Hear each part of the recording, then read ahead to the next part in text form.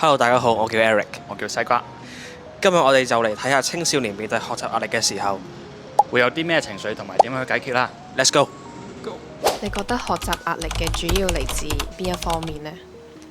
做功課。功課。主要係功課好多咯。功課上面嘅壓力，即係可能有陣時成尾好多嘢要做，塞埋一齊，我就覺得做唔切啲嘢嘅時候就好焦慮咯。我覺得喺我學習壓力上最大嘅麻煩就係一啲朋友之間嘅關係，因為我覺得可能一份 project 咁要分工合作噶嘛，咁有好多時候都有好多 free ride 咯。自己嘅期待咯，主要嚟自屋企人嘅期望咯，即係屋企人對我期望好大咁樣，想我讀好啲書啊，第時賺多啲錢咁樣咯。我覺得我嘅學習壓力主要都係嚟自同輩啦，同埋屋企人嘅影響咯。我覺得係拖延症啦，因為我成日都會拖啦，跟住翻到屋企咧就係玩電話、碌 IG 咁樣嗰啲。多數比較會係拖延症，我覺得拖延症會焦慮，係冇錯。你平時喺學習有壓力嗰陣，你會以邊種情緒去面對咧？你喺上面打個剔。你會焦慮不安嘅。如果遇到呢個負面情緒啦，會唔會影響到你日常生活嘅咧？會啊，梗會食唔安、瞓唔落咯，瞓唔着嘅，焦慮不安。因為你瞓唔着嘅話，你第二日都要翻學噶嘛，咁你就會好冇精神，狀態就會好差。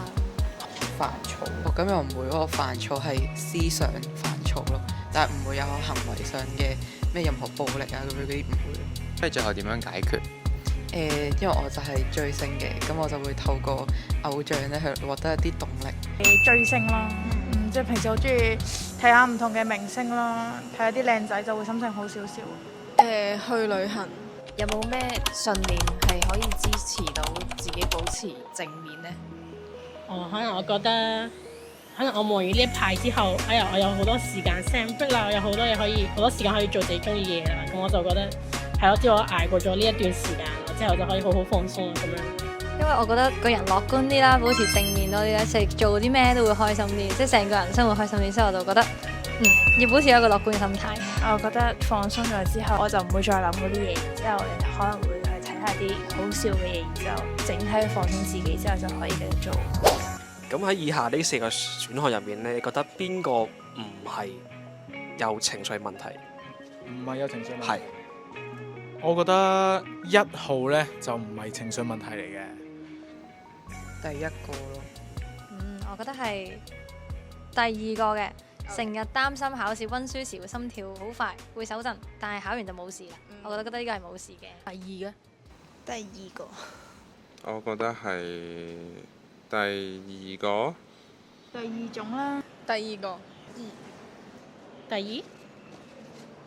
你啱咗啦，唔該晒。當有壓力嘅時候好正常，但係盡量唔好做出傷害自己行為。同朋友飲翻杯嘢，